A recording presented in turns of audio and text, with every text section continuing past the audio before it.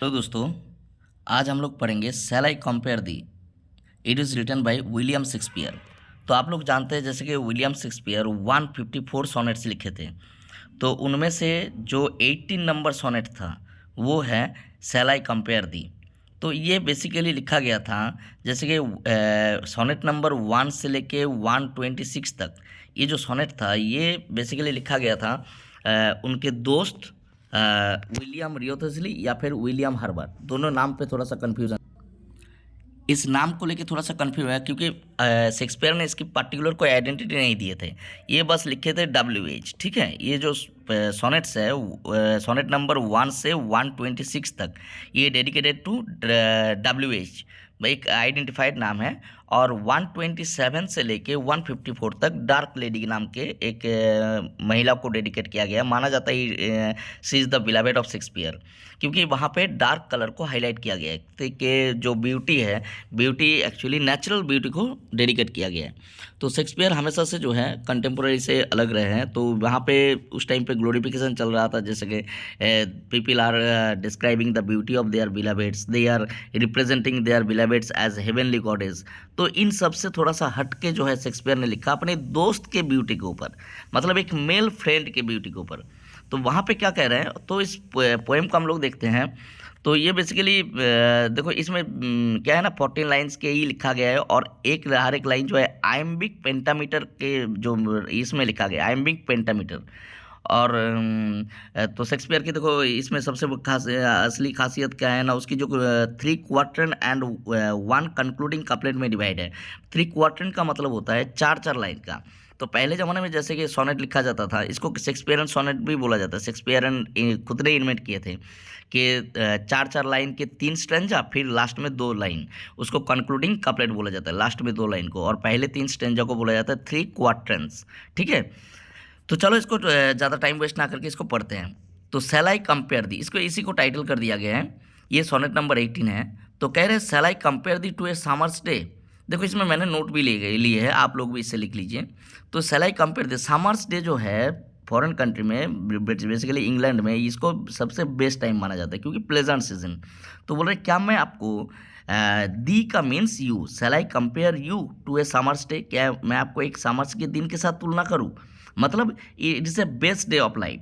ठीक है, तो वहाँ पे कह रहे हैं thou art more lovely and more temperate. Thou का मतलब यू, तो you are, art means are, you are more lovely, जो आपकी जो सुंदरता है ये उससे भी सुंदर है, more lovely and more temperate. Temperate का मतलब देखो यहाँ पे मैंने नोट लिखे है सूदिंग। ठीक है, तो आपकी जो सुंदरता है ये उससे भी ज़्यादा सूदिंग है, मतलब सूदिंग का मतलब सुंदर। ठीक है, rough winds to shake the darling birds of May. Rough winds मतलब ये जो सीजन है, ठीक है, समर के दिन के एक सबसे सुंदर समर के दिन अगर होगा तो, लेकिन उसकी भी सुंदरता कैसे फेड हो जाएगा, राप विंड्स जब हवा चलते हैं, मतलब आंधी तूफान आके क्या कर सकते हैं, do shake the darling birds of मे। तो डार्लिंग बर्ड्स ऑफ मतलब डिस्ट्रक्टिव रोल ऑफ समर को बोला गया है कि यहाँ पे उसको ख़त्म कर सकते हैं, उसकी सुंदरता को। ले and summer's lease hath all too shorted it, और समर की जो टाइम है, मतलब ये जो सीजन है, ये प्लेजेंट सीजन, ये बहुत ही कम समय का। हैथ ऑल मतलब हैज़, हैथ का मतलब मान के चलो हैज़, मतलब समर्स लीज, समर के जो लीज का मतलब time duration.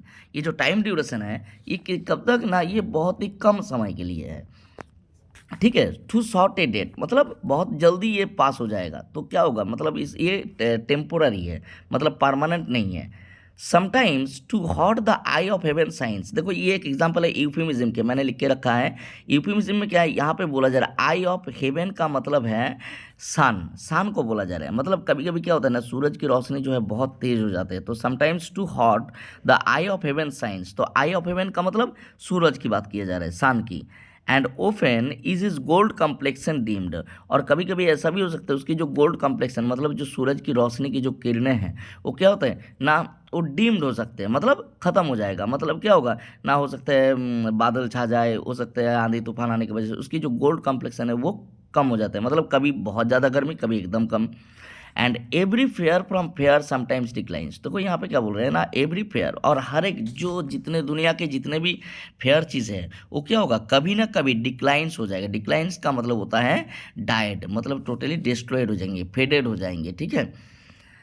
And by chance और नेचर्स चेंजिंग कोर्स, ठीक है, क्या होगा ना, बाई चांस किसी भी कारण की वजह से, या फिर बाई नेचर्स चेंजिंग कोर्स, या फिर नेचर की जो नियम है ये धीरे धीरे हर एक चीज़ जो है समाप्त हो जाते हैं। जैसे कि कोई पर्सन भी धीरे धीरे ग्रेजुअली ओल्ड हो जाते हैं, उसके बाद एजेड हो जाते हैं, मतलब उसकी जो ग्लोरी है वो धीरे धीरे ख़त्म हो जाते हैं, फिर वो मर जाते हैं।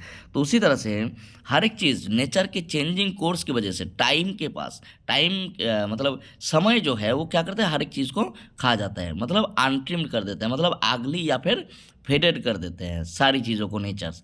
But thy eternal summer shall not fade, लेकिन आपकी जो दाई, दाई का मतलब योर, यहाँ पे योर का मतलब कौन ना, शेक्सपियर की जो दोस्त की जो सुंदरता है वो इटर्नल समर, मतलब इटर्नल समर क्यों बोला जा रहा है, आपकी जो खूबसूरती है वो हमेशा के लिए, समर का मतलब यहाँ पे हिज फ्रेंड्स ब्यूटी, ठीक है। तो उसकी जो दोस्त की जो सुंदरता है वो क्या होगा, सेल नॉट फेड, वो कभी ख़त्म नहीं होगा, सेल नेवर फेड, मतलब कभी जो है समय उसको छू नहीं सकता। क्यों, नॉर, ये आगे बताएंगे, nor lose position of that fair thou owest, और ना ही आपके जो चार्म है, ठीक है, ये आपके जो पोजेशन, मतलब जिस सुंदरता की आप पोजेस करते हैं, मतलब जो सुंदरता आपके अधिकार में है वो, ऑफ दैट फेयर द ओस्ट, मतलब द ब्यूटी यू ओन, इस सुंदरता कभी नहीं खत्म होगा। मतलब देखो पहले ही नॉर लगा दिए हैं, ना ही आप कभी आपकी जो सुंदरता के समय खत्म होगा, ना ही आपके ये कभी मिट जाएगा दुनिया से। क्यों, nor shall death brag thou wanderest in his shade, और ना ही मृत्यु क्या कर सकता है ना आपको, यहाँ पे देखो डेथ को कंपेयर किया गया है, ठीक है, डेथ को कंपेयर किया गया है यहाँ पे, बोल रहे हैं कि जैसे कि मृत्यु किसी इंसान जैसे किसी को खींच के लेके चला जाता है किधर ना, देखो nor shall death brag thou wanderest in his shade, आप उसको मृत्यु जो है आपको घसीट के नहीं ले जा सकता, कहाँ पे, उसकी सेड में, सेड का मतलब यहाँ पे मृत्यु के दुनिया में, वंडस्ट इन इज सेड, देखो यहाँ पे दिया हुआ है मूविंग हियर एंड देयर, आपको यहाँ से वहाँ नहीं ले जा सकता, मतलब जीवित लोग से मृत्यु लोग नहीं ले जा पाएंगे। कैसे ना, when in eternal lines to time thou growest, क्योंकि आपकी जो सुंदरता है ये इटर्नल, जो हम ये सोनेट लिख रहे हैं, इस सोनेट के जरिए, इस हमारी जो राइटिंग के जरिए आपकी सुंदरता हमेशा क्या होगा, टाइम दाउ ग्रोस्ट, ग्रोस्ट का मतलब आपकी सुंदरता हमेशा ग्लोरीफाई करता रहेगा, मतलब दुनिया के सामने आपके ये ग्लोरी हमेशा के लिए जिंदा रहेगा। तो यहाँ पे क्या बोला जा रहा है ना, देखो आर्ट को परमानेंट बताया गया, यहाँ पे बोला गया है कि आर्ट इज़ परमानेंट, ठीक है। इंसान की सुंदरता भले ही ख़त्म हो जाए, लेकिन ये जो मैं लिख रहा हूँ आपकी सुंदरता के बारे में, ये हमारी जो राइटिंग है ये आपको क्या रखेंगे, हमेशा ऐसे ही मतलब आपकी ग्लोरी को बरकरार रखेंगे, आपकी जो यूथ है उसको बरकरार रखेंगे।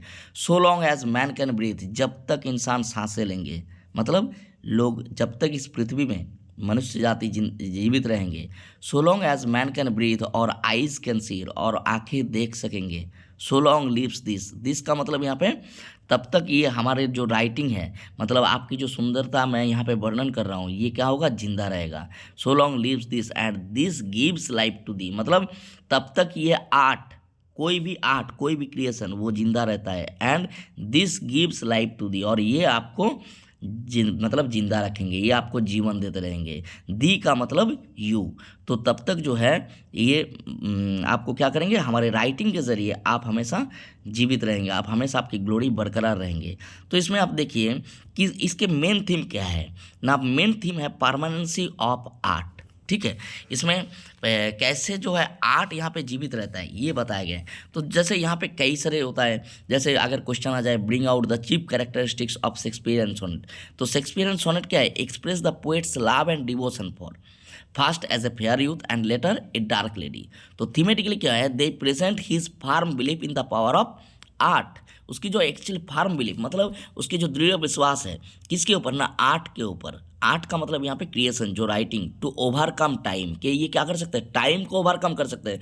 और सबसे बड़ी बात है देखो, टाइम को तो ओवरकम कर ही चुके हैं शेक्सपियर, मतलब शेक्सपियर के कितने साल बीत गए आज, ठीक है, कई सौ साल बीत गए, लेकिन आज भी जो है शेक्सपियर उतने ही ग्लोरीफाई, मतलब ग्लोरी में अभी भी लोगों के मन में है, हम लोग अभी भी पढ़ते हैं।